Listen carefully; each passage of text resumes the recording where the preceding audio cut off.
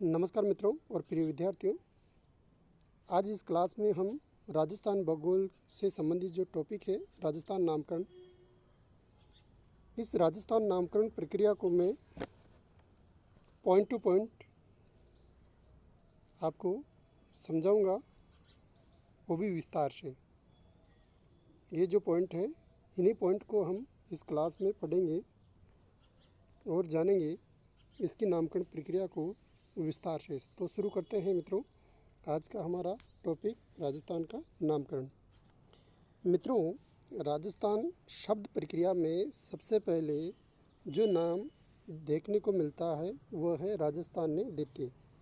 वह भी दो स्थानों से, वसंतगढ़ शिलालेख और गोसुंडी शिलालेख। इन दोनों स्थानों से हमें राजस्थान ने द्वितीय शब्द देखने को मिलता है और इन दोनों शिलालेखों में, यानी कि वसंतगढ़ शिलालेख और गोसुंडी शिलालेख, इन दोनों शिलालेखों में सर्वप्रथम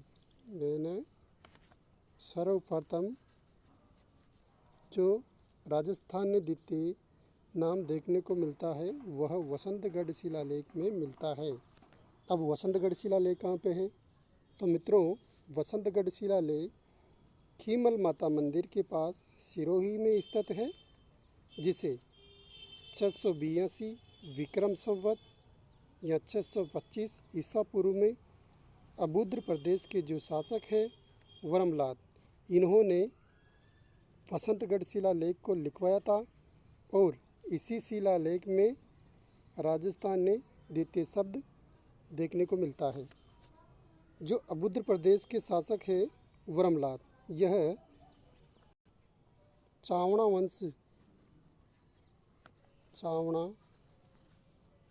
वंश से संबंधित है। दूसरी बार हमें राजस्थान में द्वितीय शब्द देखने को मिला वह गोसुंडी शिलालेख में। और मित्रों, गोसुंडी शिलालेख 532 ईस्वी में चित्तौड़ में लिखवाया गया था, जिसमें भी राजस्थान ने द्वितीय शब्द मिला। यहाँ पे जो क्वेश्चन पुटअप होते हैं वो है, पहला, राजस्थान ने द्वितीय शब्द का प्रयोग सर्वप्रथम किस शिलालेख में किया गया था? तो मित्रों, वसंतगढ़ शिलालेख में किया गया था। वहीं सेकंड क्वेश्चन है, वसंतगढ़ शिलालेख किसने, कब और कहाँ लिखवाया था? तो वसंतगढ़ शिलालेख अबुद्र प्रदेश के जो शासक हैं वर्मलाल, इन्होंने 682 विक्रम संवत या 625 ईसा पूर्व में खीमल माता मंदिर के पास सिरोही में लिखवाया था। हमारा थर्ड क्वेश्चन है, अबुद्र प्रदेश के जो शासक है वर्मलाल, ये किस वंश से संबंधित थे? तो यह मैंने बताया, चावड़ा वंश से संबंधित थे।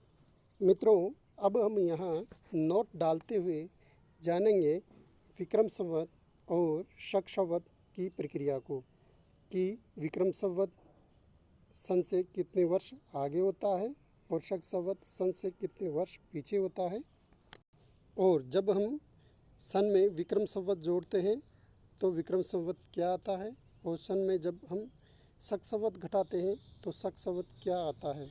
मित्रों, ये सब बताने का मेरा उद्देश्य यही है कि आपको किसी भी प्रकार के प्रश्न में डाउट ना रहे।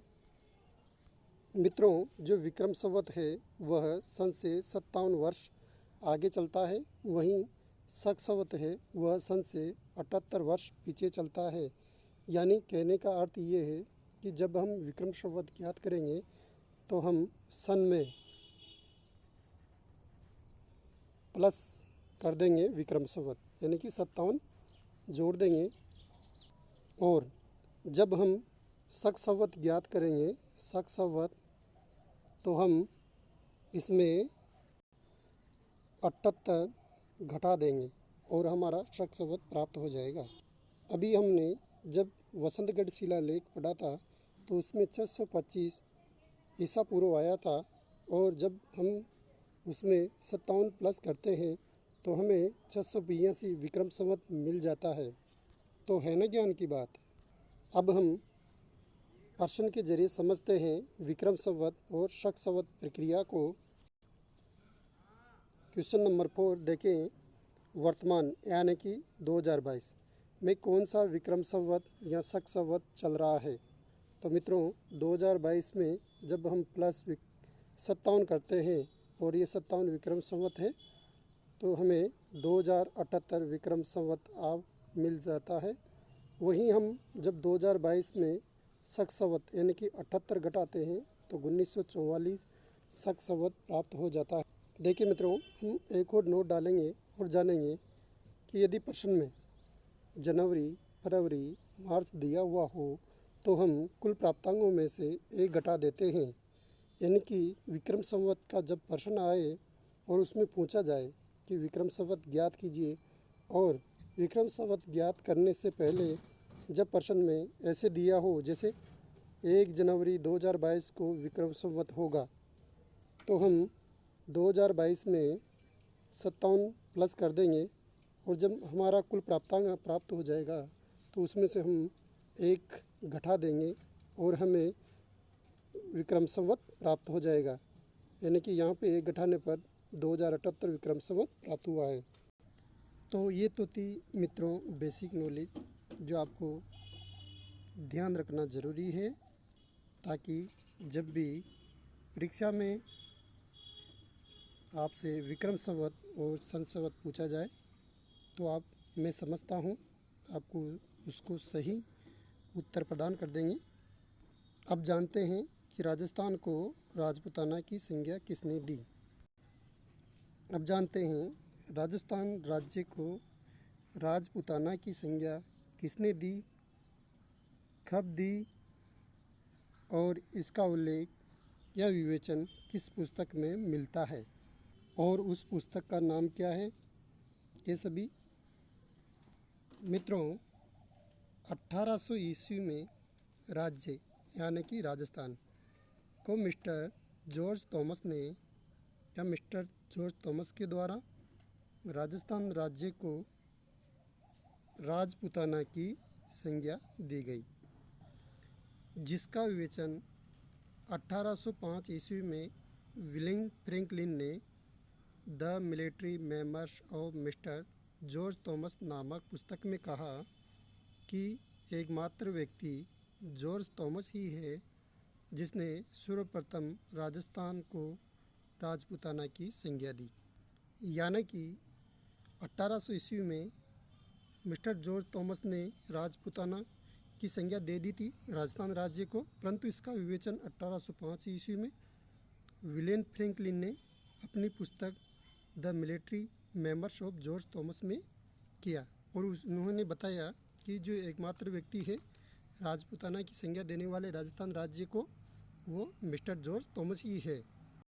देखिए मित्रों, इस क्लास में मैं मोस्ट क्वेश्चन आपको साथ के साथ बताते जा रहा हूँ और बाद में मैं इस चैप्टर राजस्थान नामकरण जो टॉपिक है इसके सभी क्वेश्चन में एक अलग क्लास में लेके आऊँगा, वो भी मैं आपको बता दूँगा।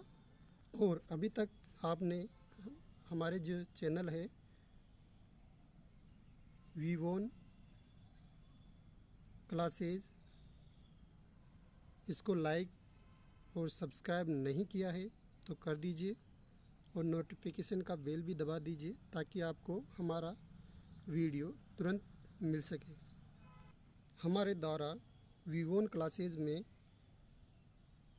जो क्लासें लाई जा रही है उसका उद्देश्य आपको आपके सही मार्ग से लक्ष्य तक पहुंचाना है।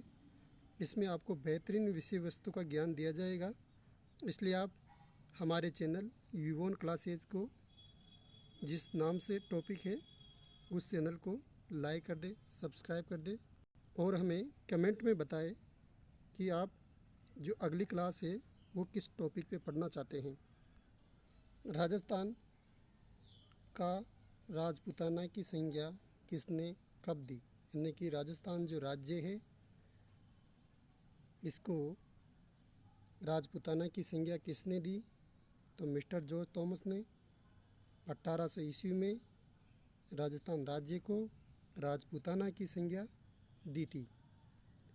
राजपूताना की संज्ञा का विवेचन किसने कब दिया था, यानी कि विलियम फ्रैंकलिन ने 1805 ईस्वी में the military members of mister George Thomas पुस्तक में कहा था कि एकमात्र व्यक्ति जॉर्ज थॉमस ही है जिन्होंने राजपूताना को यानी कि राजस्थान राज्य को राजपूताना की संज्ञा दी थी। देखिए मित्रों, जो राजस्थान राज्य है उसके लिए राजस्थान शब्द का प्रयोग किसने किया, कब किया, किस पुस्तक में किया, इन सभी क्वेश्चन को हम इस क्लास में जानते हैं। राजस्थान इतिहास के जनक कर्नल जेम्स टोड, जिनको घोड़े वाले बाबा भी कहा जाता है, क्योंकि इन्होंने इतिहास जुटाने के लिए घोड़े से अनेक जगह की यात्राएं की और उनके आधार पर ही इन्होंने राजस्थान के इतिहास को क्रमबद्ध रूप से लिखने का प्रयास किया था।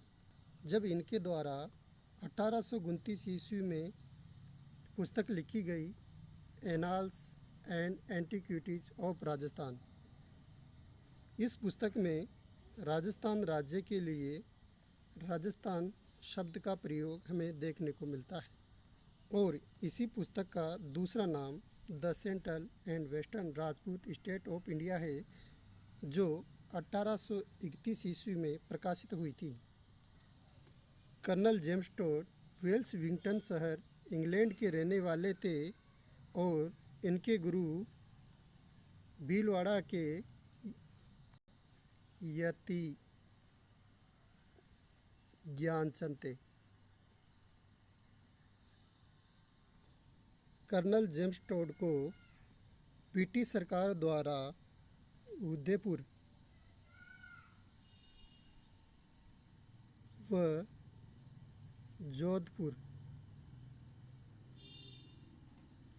राज्य का पॉलिटिकल एजेंट बनाया गया था।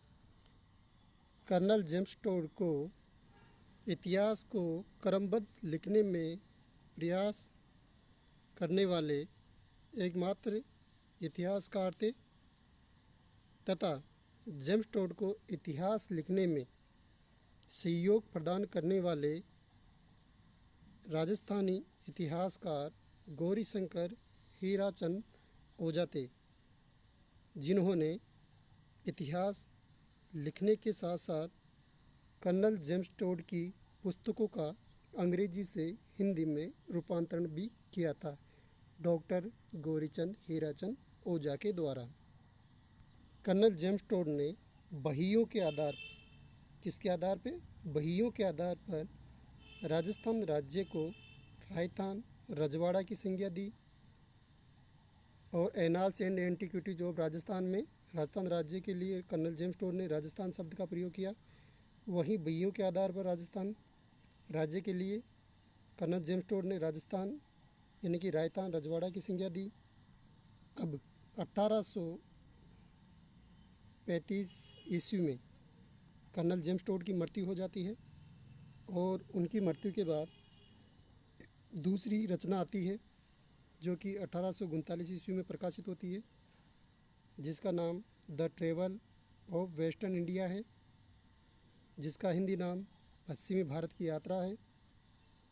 यानी जो the travel of western India प्रकाशित हुई, इनकी दूसरी रचना वह कर्नल जेम्स टोड की मृत्यु के बाद ही हुई थी, वह भी 1839 ईस्वी में।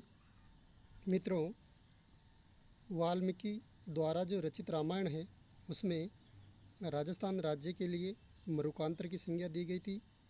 वहीं 15वीं शताब्दी में राजस्थान राज्य के लिए मरु प्रदेश की संज्ञा दी गई, जबकि वैदिक काल में या ऋग्वेद में राजस्थान राज्य के लिए ब्रह्मावर्त शब्द का प्रयोग किया गया है।